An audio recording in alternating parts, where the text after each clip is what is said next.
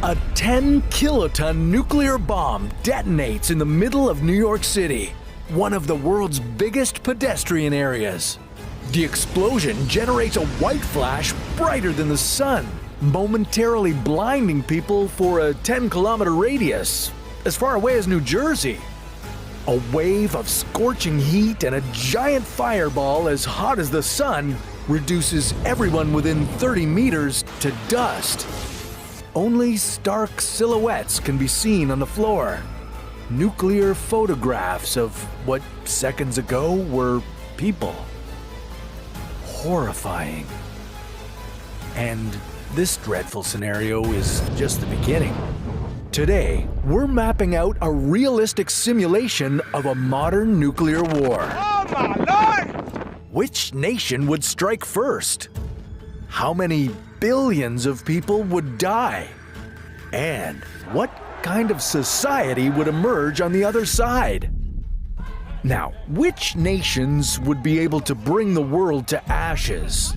Well, this is all hypothetical, but the United States and Russia stand as the two nations with the most substantial nuclear arsenals. Both possess thousands of nuclear warheads, enough to cause widespread destruction on an unimaginable scale. And they've already been exchanging threats, sanctions, and ultimatums. Bad blood is an understatement. 1 week before the impending nuclear exchange, panic ensues as global leaders appear unable to avert catastrophe. But then, the world's worst fear begins to materialize when the first use of a tactical nuclear weapon occurs. Aimed at a Russian military target, there's an immediate loss of life and property near the strike zone. Panic spreads. Head to a fallout shelter immediately. If shelter isn't accessible, go to the most protected and insulated area of your dwelling because this is just the beginning. Russia, China, and Belarus are preparing a counterattack. US NATO allies are just as ready to push their red buttons. The fateful day arrives and the unthinkable occurs. Nuclear warheads rain down upon major cities, military installations, and key infrastructure. The initial strikes claim millions of lives in mere hours. The detonations trigger a series of cataclysmic events, including a powerful shockwave. Let's investigate how a shockwave affects people at varying distances from the epicenter. Well, we've already seen what happens when you're within 1 kilometer of the bomb blast. The extreme heat causes the complete vaporization of everything within the blast radius. Think about it as being cremated instantly at a temperature of 300,000 degrees Celsius or more. 5 kilometers away, the shockwave is still devastating. Structures are flattened and fires rage uncontrollably. The force of the blast can cause severe injuries and fatalities. The intense heat scorches the earth, causing third-degree burns to humans. Survival is an uphill battle as the world crumbles around you. 10 kilometers from ground zero, the shockwave is still potent. Buildings are damaged and the blast carries a destructive force.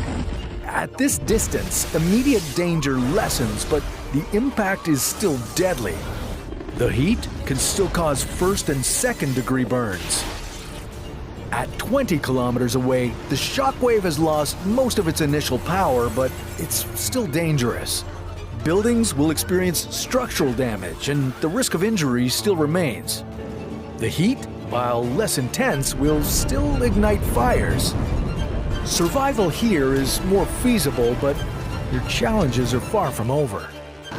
Okay, back to our timeline. Just 1 day after the nuclear exchange, tens of millions of people are dead and many more are injured. Entire cities have disappeared. There's nothing to do now but wait in a fallout shelter. Use a Geiger counter if you have one to monitor radiation levels and stay tuned to emergency broadcasts. Of course, the amount of destruction will depend on the size of the bombs. If you want more details, check out our video on the true scale of nuclear weapons and subscribe to our channel for more survival content. In the first week following the exchange, the world is gripped by shock and disbelief. Vast areas of Earth are shrouded in nuclear fallout, radiation, and relentless fires. These catastrophic effects have triggered secondary issues like a lack of food, clean water, and shelter. A silent killer emerges. Disease, spurred on by unsanitary conditions. The death toll rises. Soot and ash from the nuclear explosions and the ensuing fires leads to a cloud that blocks the sunlight from reaching Earth's surface.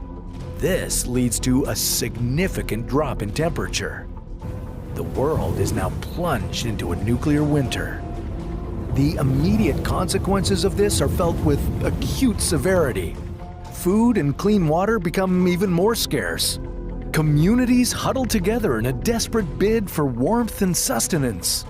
You need to ration your food supplies and continue to monitor the radiation. As the first month unfolds, the world remains a bleak, irradiated landscape. Scavengers venture into the ruins of once thriving cities, scavenging supplies and resources. The dire situation leads to further struggles for access to water, food, and shelter. The death toll continues its relentless rise, surpassing 1 billion souls lost. The world finds itself in a relentless deep freeze.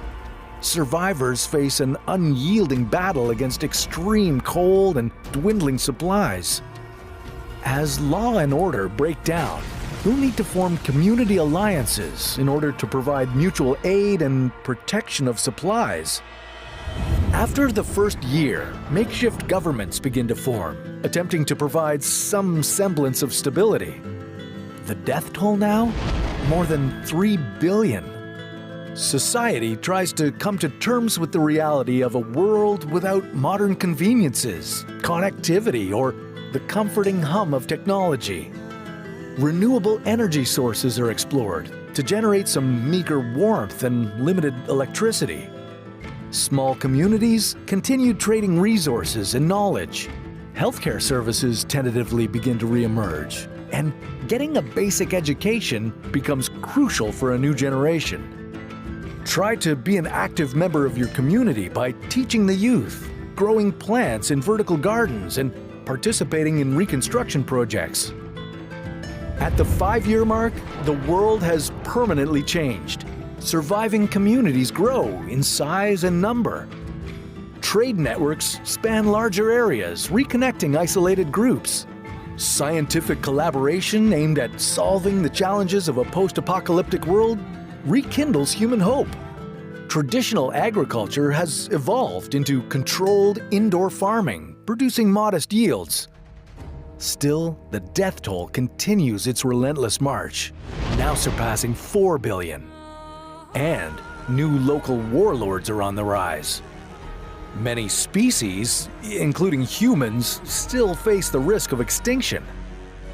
While humanity's resilience is remarkable, the path to recovery is long and tiring.